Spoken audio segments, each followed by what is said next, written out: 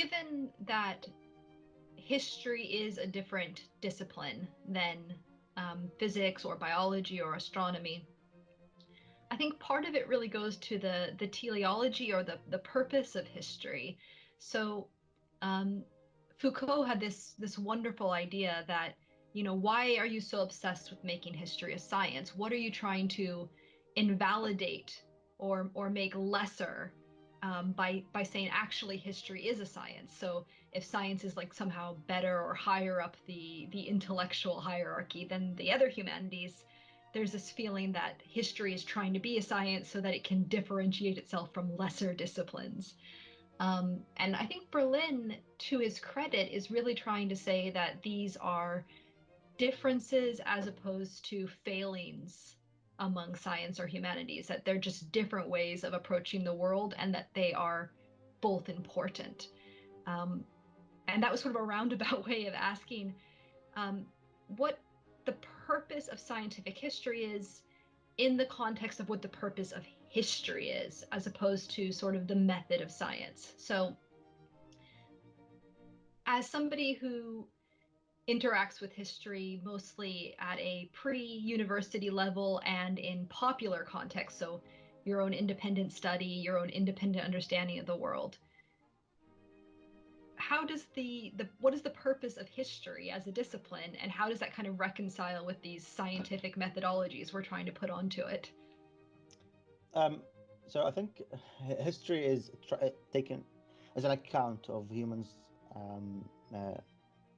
lives and or what men have done before. Um, so to me, history is a record or an account of all these activities. When it comes to applying scientific methods to history, because the good thing about science is that it can predict or it can retrodict events. Maybe you can scientific history is trying to predict events. Um, in contrast to history, which just keeps a record of of events that happen in the future. Um, but scientific history is trying to model all these phenomena that happened in the all these events that all the number of people and so on, and that happened that were living in, let's say, such and such event, to try and predict what could happen in the future. But I think that the main difference between the science, the scientific history that is, or the ambitious scientific history compared to history is, rather than just leaving history as a record, we take history to make it more applicable, to make it more applicable to politics or to economy Right. or to what could happen in terms of new wars that will happen or new, or even sometimes they could even say, oh, we could probably predict the new plague when how often, sorry, new pandemics happen. um See, so this that's really interesting. predictability is a difference, I think, compared to, while history is just a pure record, doesn't need to predict anything. This the science is, I think, the predictability tries to reduce everything. uh, so let's say, sees every regular observation of a war happening every uh, such and such years, or economical crisis that is happening every 10 years. It tries to say, oh, a new economic crisis could happen in 10 years. How is it going to happen? But the difficult thing is none of these, although there are economic crises are happening repeatedly every once in a while, uh, none of them can be as identical as the other. While in science, we can be sure that an electron here, uh, we're working with in an experiment in Southampton, is the same as an electron that somebody else is working with in China. So we cannot doubt that these electrons are different, or an electron now is the same as an electron a million years ago. And that's why we could say the Big Bang happened, and we could predict things happened about the Big Bang, which happened even billions of years ago. And we could even come up with ideas about how atoms combine to each other to make from hydrogen to helium and all these and different heavy elements essentially. Um, while in history, there's this problem of that there's, while there is general regularity about economical crisis, or there's regularities in the sequences of war, none of them is actually identical to the other. And that's why we can't just say using simple logic, simple equations, using mathematics that a new problem or a new war will happen in such and such year in the future. Yeah, and it gives, I think, historians a little bit of a existential crisis sometimes, because there's this idea that, and I think Berlin actually says it directly, is if you're just recording the past, if you're just writing down all the bits of data, that makes you an antiquarian or a chronicler and not really a historian. A historian is supposed to do something beyond just keeping records. But what that beyond keeping records is not entirely clear, or it's not. There was at least a crisis in history about what the purpose of that was. And I think you're absolutely right that the natural sciences were so successful in advancing human comfort and success and productivity in the 17th and 18th centuries that historians felt like we need to contribute more in a predictive way. And the idea of history repeats itself or we learn the lessons of history didn't seem quite sufficient. That we needed it to be more scientifically predictable. And the idea of judgment, I think, is the last thing I really want to chat with you about. Is this idea that comes up again and again with sort of empirical historians, this idea that historians have to exercise judgment about what pieces of history fit together. So this happened. He gives the example of we know that Shakespeare or Hamlet was not written by Genghis Khan because it doesn't culturally fit. If you are to use your instinct or your judgment about how things sort of work in physics, is that an acceptable practice, or does it have to be, would it be No. considered bad science to Yeah. use that sort of judgment? Yeah. I think judgment is actually one of the problem, or one of the contrasts, or one of the differences between what physics is trying to do and scientific history. So because in scientific history there's so many different variables, as well as variables we make judgments based more on intuition than logic in history. So we can't we can't understand how it used to be to live, how used to be a family living in World War, in the Second World War, to actually understand how families, let's say, suffered in the Second World War, or how we can't understand, we can't understand how, um, without intuitively understanding how the French, let's say, people in the 1800 France, or in the French Revolution, sorry, um, and how they used to live in their bad economy. We can't understand that the reason for the revolution happened only by just using logic. We have to actually always have to have an intuitive understanding of how it used to be to live in France, in that economical situation, to be able to appreciate the reason for the for the French Revolution. In physics, that's different. We don't need to worry about intuition as much. Actually, a lot of physics is not intuitive. Um, Quantum theory at all is not intuitive. Einstein's theory of relativity about slow time. We don't understand what slow time. We've never, even physicists are not intuitive with what slow time is. How why would time be slow and on heavy objects, and time would be fast on when you're near a light object? Or why would, if you travel the speed of light, why would time slow down, and why would time be different in this normal? So a lot of physics is not intuitive, but it's actually built on logic. It's built on rigorous mathematical formula and rigorous mathematical process, from going from premises to a new theories that that makes us reach these conclusions confidently, usually, or sometimes confidently, that we could even go to the lab and make efforts to try and predict this. For example, you might have heard about the gravitational wave sort of observation that happened a couple of years ago or 3 years ago.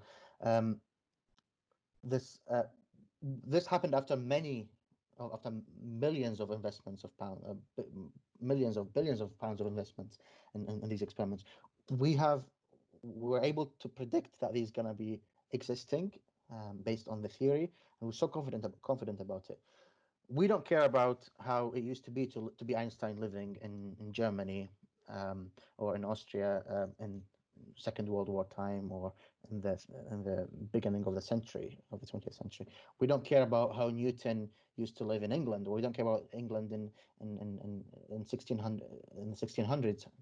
All we care about is this theory, and that's what difference between I think between when it comes to judgment, that's what was difference between historians or scientific historians compared to natural scientists.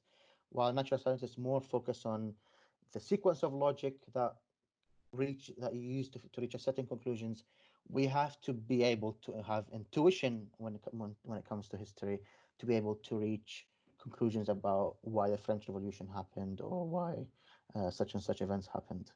I think that's the difference between the judgment in the two cases. I think that's fascinating what you're saying about, I mean, maybe I just can't take the historian out of me. I think about Isaac Newton sitting under the apple tree, getting walloped with the apple, and thinking that's an intuition. That's him looking at the universe and intuiting, how things might work, and then going and doing a more rigorous mathematical presentation of, the movement of gravitational bodies. Um, and I know the apple tree story might be apocryphal, but the idea is still the same, is that because a human being created the model, or at least elaborated and wrote the model down, there is this, at some point in that person's life, they must have had a curiosity or an intuition or something, a series of events in their life that led them to put those connections together to even investigate the question. And I completely understand what you're saying about quantum physics and maybe just physics more widely in the 21st century. We've gone beyond human intuition and we're looking at very unintuitive things. For history, I feel like if we try to do it in a scientific history way, we try to record every single variable and we try to do cause and effect in a very deterministic way, um, it would be too difficult because there's too many variables that are interplaying in ways that we don't understand. Um, but I think historians have this crib sheet, or this benefit of being human beings, because we've spent the past 10,000 years at least, far, far more, I'm sure, um, creating these heuristics, these stories about how people react to certain situations. And we can use those as our general laws. And I think it's the culture that we understand. So if we want to understand why certain people acted a certain way, we can use our culture, all our little hints for how life works, to understand why we might react that way. And if we want to study the Babylonians, we have to understand their culture to understand why they would react in a way. It's not the same as an electron always having the same Yeah, electron culture. Um, but I think this kind of gives me a sense of what the purpose of history is, different from scientific history. Scientific history seems to me to want to deal with human beings as though we're not intuitive, like we are, just a bunch of data that we have to crunch. Um, Whereas history, in the sort of empiricist Humean tradition, kind of feels like we have all of these little supports through the culture that let us not only understand the past, but explain the past in a way that's going to help people going forward. So I think that non-scientific history is still predictive. It's just predictive through more nuanced, fuzzy rules that than science, or that physics usually comes up with. So things like, if you cheat somebody in a trade deal, they're less likely to trade with you in the future. There's about 10,000 variables that go into that. But historians can look at the past and say, in general, if you give someone a bad trade, they're not going to want to trade with you in the future. And I think this is what history kind of excels at, is translating that cultural knowledge into rules for going forward, as opposed to that deterministic cause and effect that physics really excels at, because it's dealing with non-intuitive data. Does that make Yeah, sense? I think it makes sense. I mean, that's why I said. I mean, when we think about it, maybe we could. It makes sense to say, oh, maybe we could predict that, and there's a reason for these thoughts came up in the 1900s, or I think earlier, if I'm mistaken. Um, it does actually make sense. However, um, it's not as predictable and as accurate as you would say as you would hope in science, and especially natural sciences like physics. And sometimes we can be deluded about whether if some event happened, could maybe it could happen due to random events. Sometimes our conclusion is not the reason this conclusion has happened is not really based on our premises, but some other premises that we didn't take into account, other theories that we didn't take into account. But it did happen to be that, because there's a high probability that would happen, and that would probably makes sometimes scientific history harder to verify as well, because we when some events happen, it will be difficult to know whether it really happened due to these results or not. I do hope that at some point we will be able to model history or humans' activity down to the very fundamental levels, taking into account everything, just like I would hope to model biology down to the atomic level. But that would require supercomputers to be able to take into account everything, and new theories that we've never came up with. Uh, but it does make absolute sense to try and go this forward. However, um, maybe at the current state of what we can do, we're still far away from reaching, or maybe coming up with informative answers from scientific history about our activities in the future.